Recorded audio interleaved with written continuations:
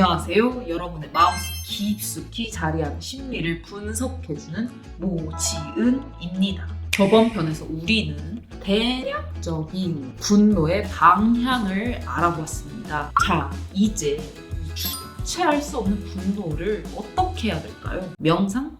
그딴 건 우리에게 해결이 되지 않아요. 우린 확실한 걸 원하잖아요. 방법은 아주 간단합니다. 죽이세요.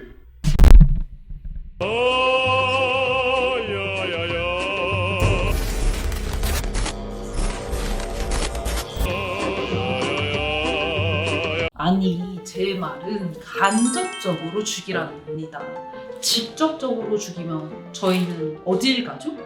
감옥에 가죠. 나 자신이다? 그럼 하늘나라로 가는 겁니다.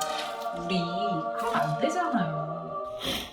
한때 분노의 대상이 나 자신을 향했던 때가 있습니다. 그때 제가 저 자신을 해했죠. 우리 그러면 안 되잖아요. 우린 간접적인 살해를 저지르면 되는 겁니다. 아무도 모르게 은밀하게 나 자신만 아는 그런 간접적인 살해. 간접적 살해의 궁극적인 목표는 나의 이 행동이 내가 분노를 느끼는 대상을 직접적으로 죽였다거나 자신을 최면하는 거예요. 나의 생존을 위해서 어쩔 수 없는 살해를 저질렀다고 생각하는 거죠. 이 대상을, 이 트라우마를 다시 마주쳤을 때 나 이 사람 한 번 죽였어. 이 트라우마 한 번 죽였어. 라고 생각할 수 있도록 만드는 행위입니다. 우리가 저지를 이 간접적인 살해에는 몇 가지 주의사항이 있습니다. 현명하게 싸운 방법. 첫 번째, 인간의 형태를 띄어서는 안 된다.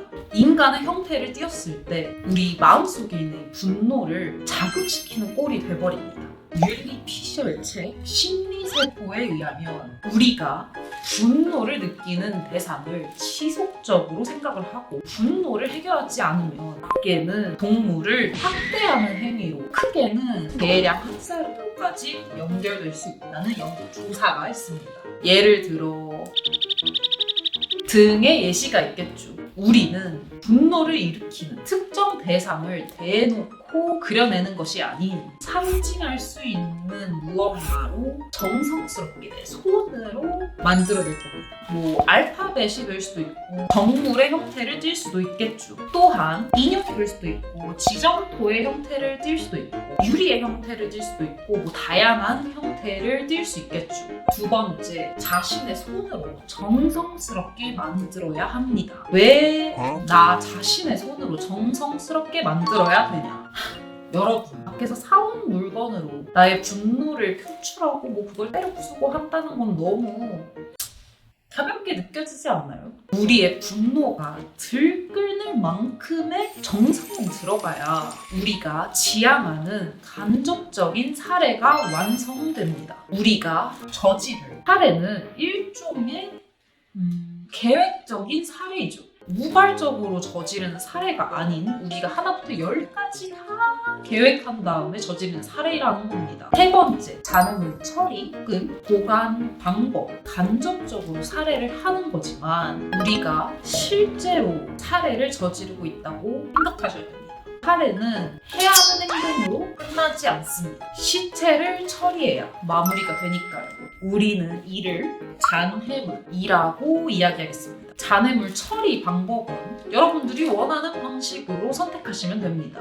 유기, 태우는 방식, 갈아버린다던가 보관을 원하신다면 아이스박스에 토막을 내서 보관을 한다거나 박제하는 방식도 있겠죠? 이건 취향 차이니까 본인이 원하는 대로 하시면 됩니다. 이제 저의 예시를 보여드리겠습니다. 짜잔!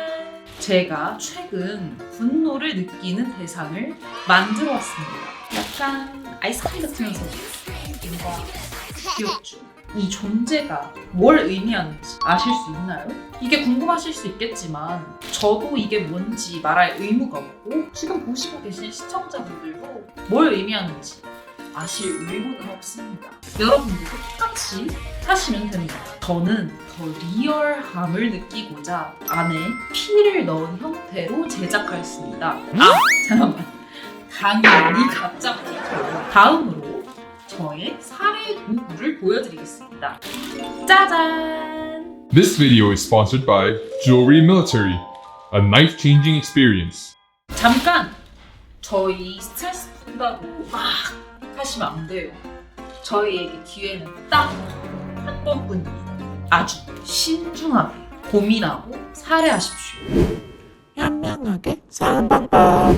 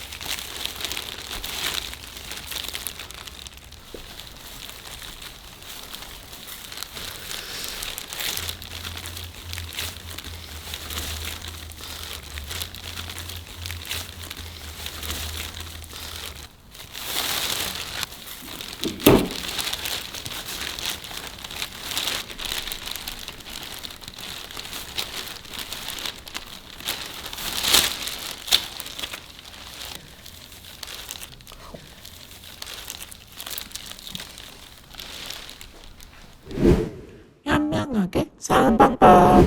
오늘 영상 어떠셨나요? 여러분들도 간접적인 사례를 통해 여러분들이 이루고자 하는 그 궁극적인 목표를 이루시길 바랍니다. 지금부터 간접적 사례를 한번 계획해보세요. 여러분들의 구독, 좋아요, 알림 설정은 저에게 큰 힘이 됩니다. 감사합니다. 다음에 만나요.